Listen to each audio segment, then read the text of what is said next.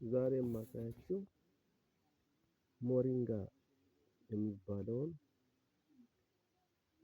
ቅጠል አሰራርና ጠቀሜታውን ነው የምነግራችሁ። ይሄ ሞሪንጋ የሚባለው በአማርኛ ሽፈራ ሲባል በሳይንቲፊክ ደግሞ ሞሪንጋ ይባላል። በጋሞኛ በደቡብ ክልል ደግሞ አደኮ ይባላል። እና የሚሰጠው ጥቅም ብዙ ነው። አንደኛ የመድኃኒትነት ጥቅም አለው። ሁለተኛ ደግሞ የምግብነት ጥቅም አለው። መድኃኒትነቱ ደግሞ ለምሳሌ ደም ግፊት ላለው በጣም ደም ግፊትን ያቀዘቅዛል። ሁለተኛ ደግሞ የስኳር በሽታ ለያዛቸው በጣም ጠቀሜታ አለው። የስኳር መጠንን ባላንስ እንዲሆን ያደርጋል።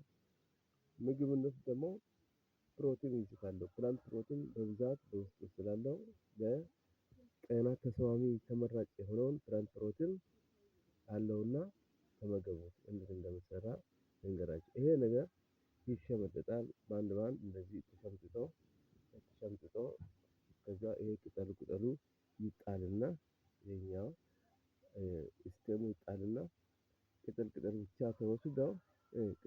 ብቻ ተወስዶ ከዛ እሳት ላይ ውሃ ይጣድና ውሃው ሲፈላ ይጨመርበታል። ውሃው ሲፈላ ተጨምሮ ፋይናሊ የተለያዩ ቅመሞች ይጨመራሉ። ከተጨመሩ በኋላ ሽንኩርት ለምሳሌ ነጭ ሽንኩርት፣ ቀይ ሽንኩርት ከተቻለ ጨው ተጨምሮ ከዛ ሾርባው ይጠጣል። ቅጠሉ ደግሞ ይበላል። እና በተለይ ሾርባው ለደም ግፊትና ለስኳር በሽታ በጣም ፍቱን መድኃኒት ተብሎ በብዙ ቦታ ለሕክምና እንደ ትሪትመንት ተደርጎ ይሰጣል። ስለዚህ እሸመጥጠዋለሁ እና ሸምጥጬ ደግሞ እንዴት እንደምሰራ እዩት። ይኸው ተሸምጥጧል። አሁን ደግሞ ውሃችን ፈልቶ እንደሆነ አይተን እዛው እንጨምራለን ማለት ነው። ውሃ ፈልቷል። ከፈላ ውሃ ላይ እንጨምራለን። እንደዚህ ንጹህ ውሃ አምጥተን መጨመር ነው በቃ።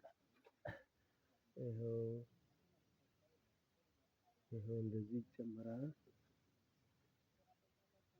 ይኸው ተጨመረ።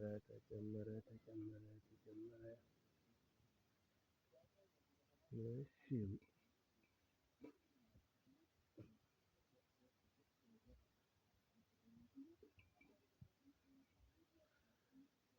እና ይሄ በሁለት አይነት መልኩ ይበላል። እንደዚህ ይከደናል ማለት ነው። ይከደናል። በሁለት አይነት መልኩ ይሰራል። አንደኛ በእንደዚህ በፍሉድ ይሰራል። ሁለተኛ ሳይደርቅ ማለት ነው በጥሬው እያለ ይሰራል። በእርጥብ እያለ ይሰራል። ሁለተኛ ደግሞ ቅጠሉን አድርቀው ከዛ እንደ ሻይ ቅጠል አድርገው ፈጭተው እንደ ሻይ ቅጠል ውሃ አፍልቶ እንደ ሻይ መልክ ማዘጋጀት እንችላለን። ያ እንደ ሻይ መልክ የተዘጋጀውን የምንጠጣ ከሆነ በጣም ብዙ የጤና ጥቅም አለው። ምን አይነት ጥቅም አለው? የፕሬዠርን መጠን ካልም ዳውን ያደርጋል። እንደገና ደግሞ የስኳር ሌቭልን እንዲመጣጠን ሰውነት ውስጥ ያደርጋል። ስለዚህ ለዳያቤቲስ በሽታ ላላቸው ሰዎችም ይጠቅማል። ለፕሬዠር ላላቸውም ይጠቅማል ማለት ነው። እና በህይወታችሁ ይሄን ነገር አድርጋችሁ ተጠቀሙት። በጣም ጠቃሚ ነው። ይጣፍጣል። እና ሲበስል እናያለን። ከዚህ በኋላ ደግሞ